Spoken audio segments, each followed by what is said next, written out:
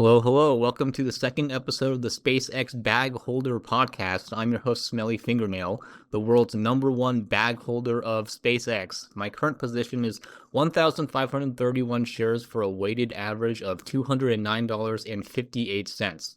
I bought 2 shares since the last episode, and my weighted average has gone down 12 cents. So we have that going for us. Today is Tuesday, July 28th, 2026, and let's get right into it.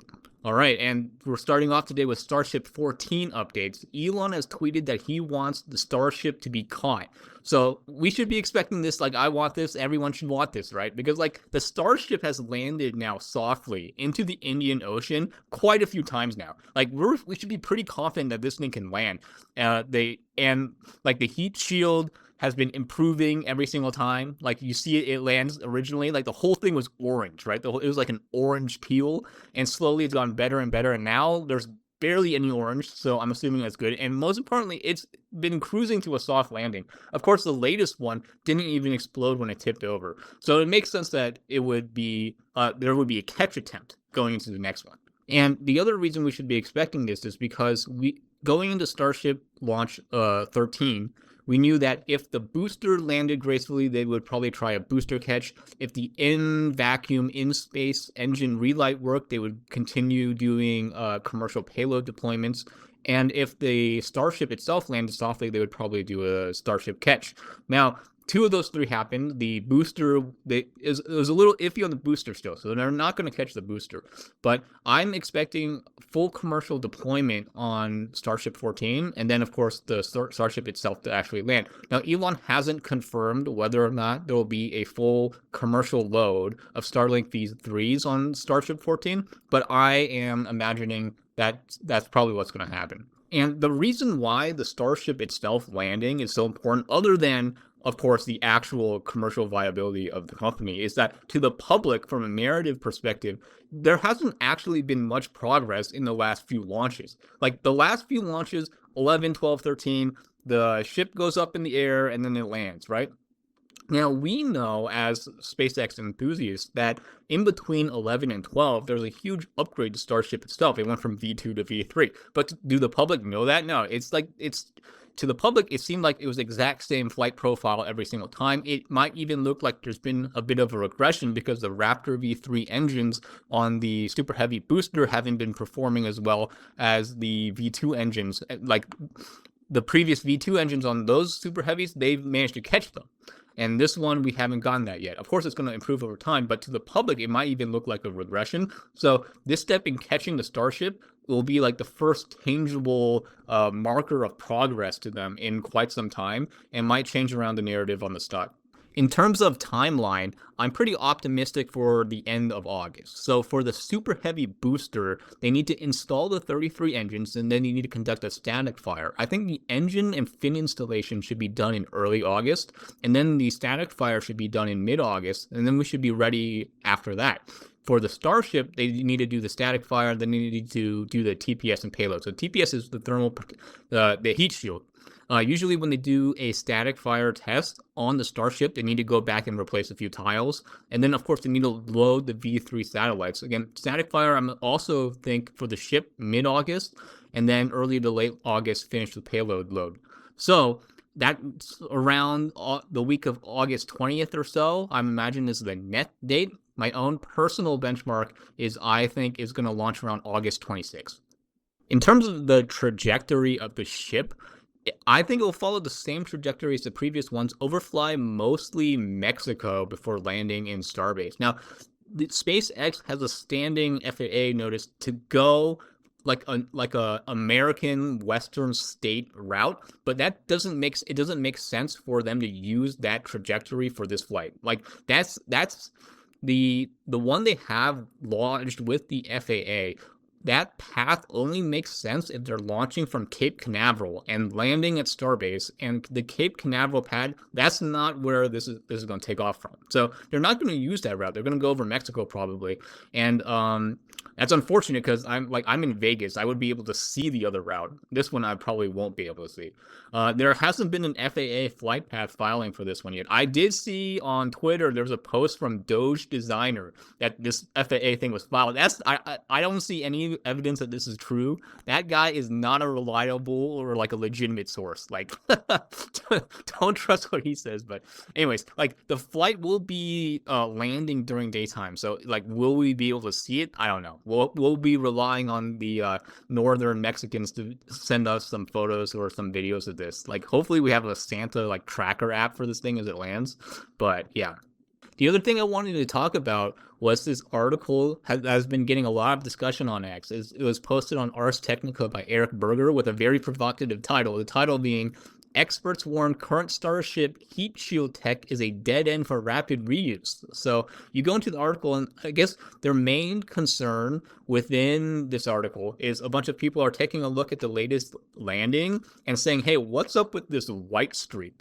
Now, if I ask myself what's up with this white streak, I don't know either. I'm sure, I don't think they know. We don't know. But to me, the white streaks are a significant improvement over anything we had in the past. Again, when Starship used to land with like no heat shield and the whole thing would look like it's been rusted through, each landing has looked significantly better.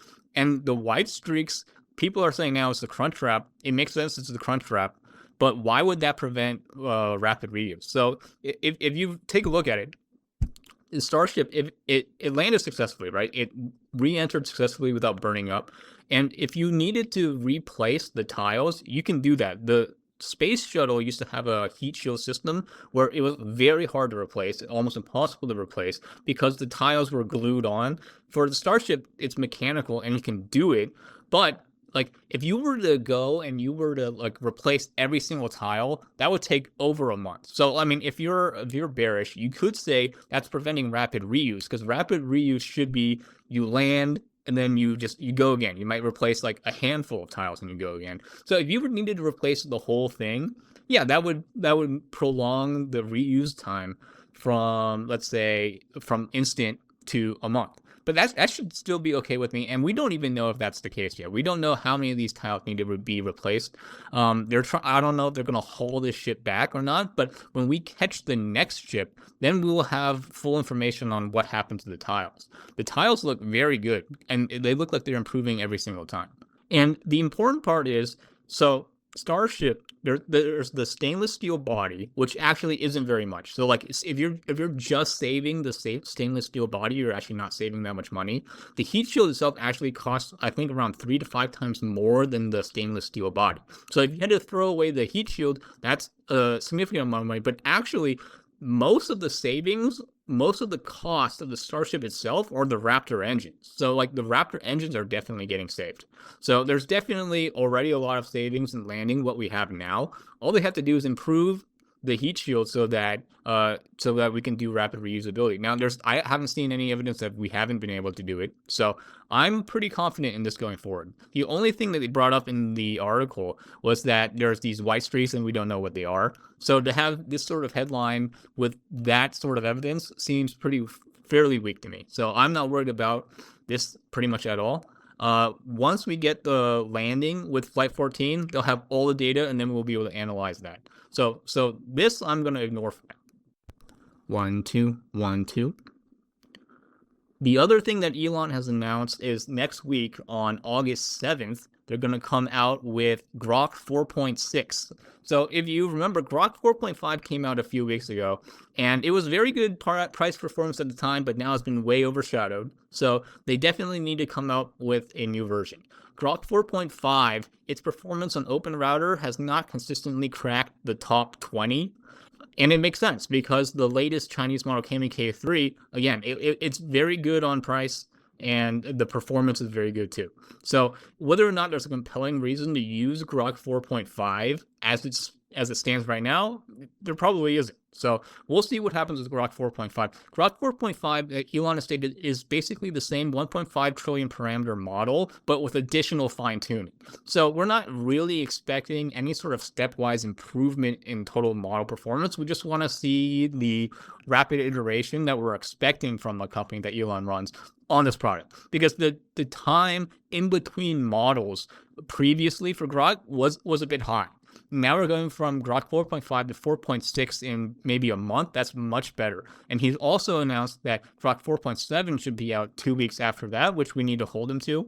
Grok 4.7 will be on a new pre-train on 2.1 trillion parameters. So that should be a significant improvement over what we have now. So we'll see what sort of improvement we get at 4.6, but 4.7 is the one that we should really be looking forward to. Other than that, we have earnings that are going to be coming out early next week. I'll go more into this on the Friday episode, but that should be a big one, and we need to prepare ourselves because it's going to come with a huge share unlock. So supply of the stock is going to flood the market, so prepare yourself for a little downturn. He needs to be able to, management, let's see what they can come up with narrative-wise to see if they can pump anything.